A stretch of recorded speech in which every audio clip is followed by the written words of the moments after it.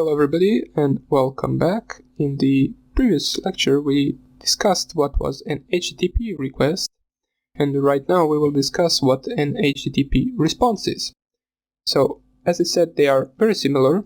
The response is basically what server sends back to us.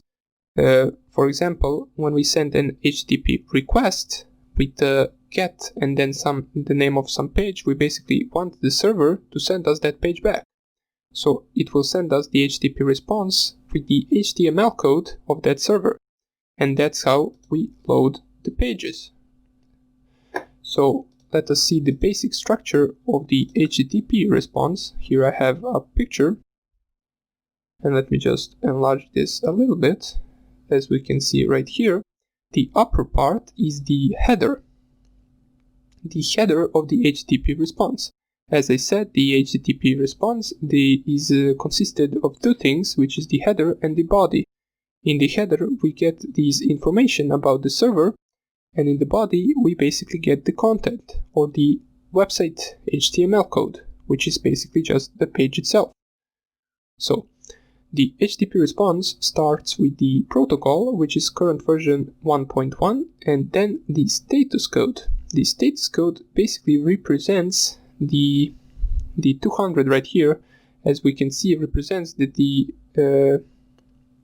operation was successfully done.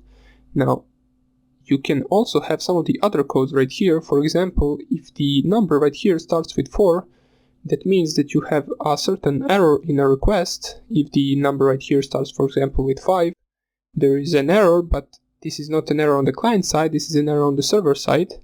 So the 400 and then some number is the error in the request side or on the client side, and the 500 and then some number is the error on the server side.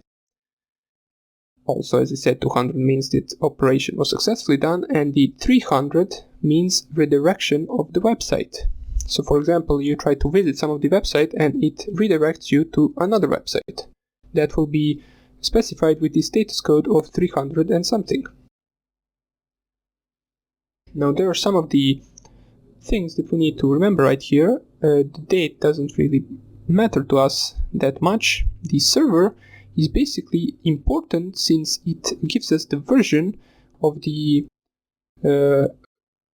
version and type of the server itself. As it says right here, it is Apache 2.0.63 Unix, and it is useful for us attackers because we basically get the version of the server and we can use it, just paste it in the Google and try to find any specific vulnerabilities for that version. So today some of the websites even leave out this option right here in the HTTP response just because it is so valuable to the attackers, but most of them still have it. So we will be using this option as well in order to try to find and gather some of the other vulnerabilities for that specific version of the server. The next thing we are interested in is a thing that isn't really specified in this HTTP response, but it is basically a set minus cookie option. It is the server that is setting a cookie value for ourselves. So it is basically sending a cookie value that it assigned to my machine in order to track my session. So it is also an important thing. Here you can see that the header and the body response is divided by this blank line.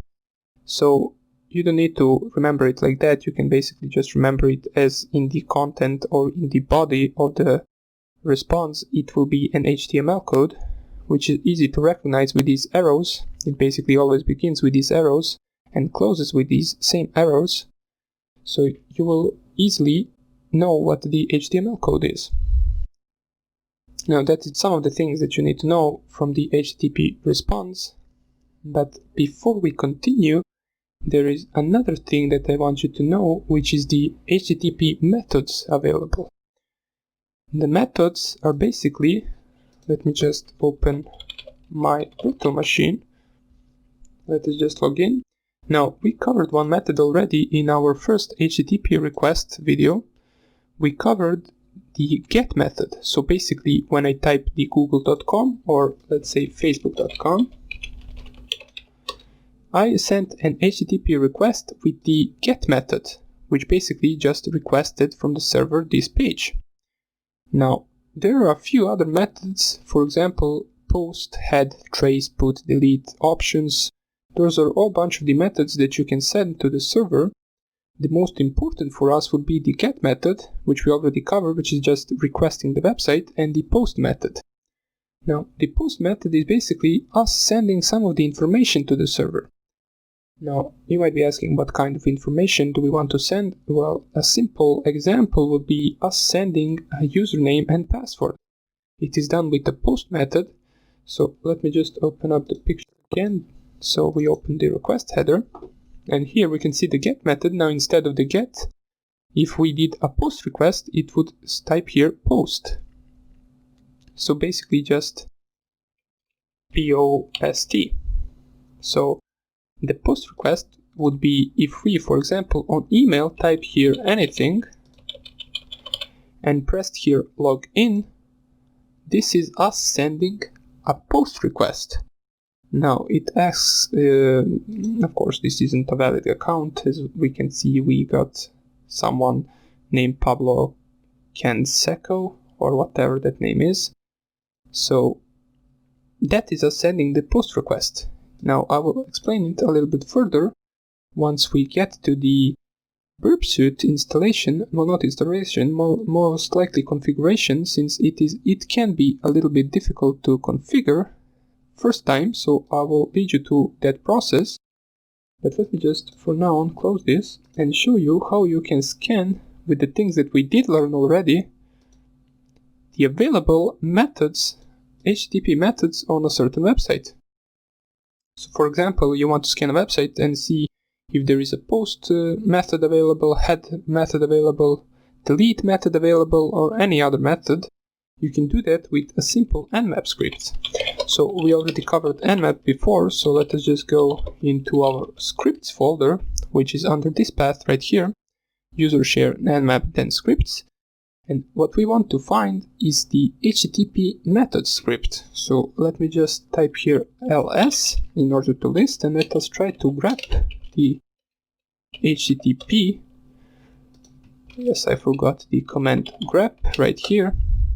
As we can see, there's a lot of them, so let me just type here ls grep and then method. Maybe it lists, I can type, maybe it lists less options. As we can see, there it is. And this is the script that we want, which is http-methods.nse.